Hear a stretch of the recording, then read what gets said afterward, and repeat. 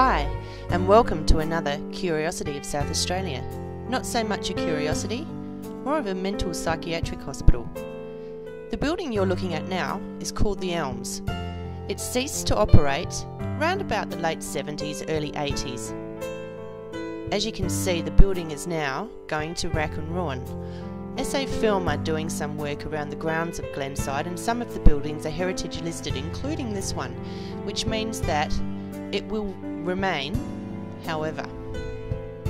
In 1849, the colonial engineer drew up plans for an asylum costing £5,000 to £6,000 that would accommodate 60 patients, a house surgeon, 3 keepers and a couple of domestic staff.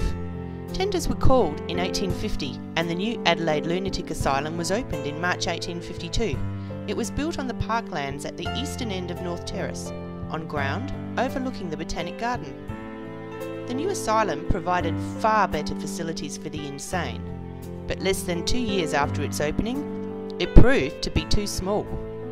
There were 2 men occupying each cell, and accommodation was still required for 40 more patients. Therefore, the Adelaide Jail remained in use for at least another 4 years. In 1864, a commission was appointed to inquire into the management of the Adelaide Lunatic Asylum. They found that it was crowded, and its location had become inappropriate. Adelaide had expanded rapidly, with suburbs by the parklands, which meant the roads passing the asylum had become main thoroughfares.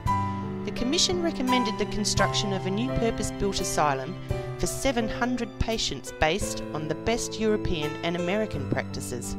They also recommended the purchase of land within 4 miles from the centre of Adelaide. Land was purchased and the new Parkside Lunatic Asylum opened in March 1870. In May 1870, the main building of a new asylum was opened and received 50 patients transferred from the Adelaide Asylum. Patients continued to be transferred from North Terrace until Parkside was completed. The Parkside Asylum remains open to this day and is now known as Glenside Psychiatric Hospital.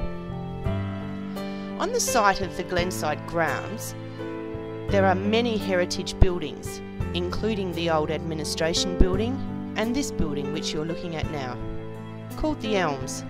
It's a 3-storey historic building. The photographs of the outside of the building are towards the end of this gallery.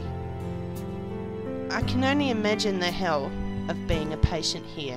We can't slag the system too much because at the time they really thought this is in an age before chemical restraint, and this is in an age before things such as epilepsy and postnatal depression and attempted suicide and various other post-traumatic traumas were understood.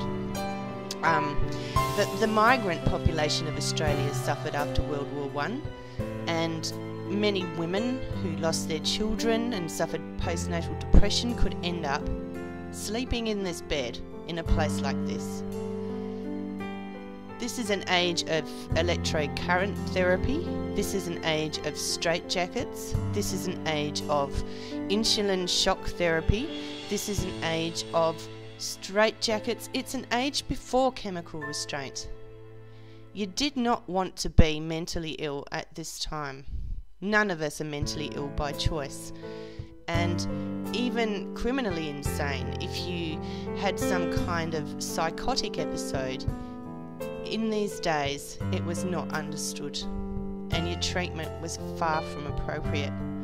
But in its day, this would have been the best place for you, and I can imagine it would have been much better than being incarcerated in Adelaide Jail.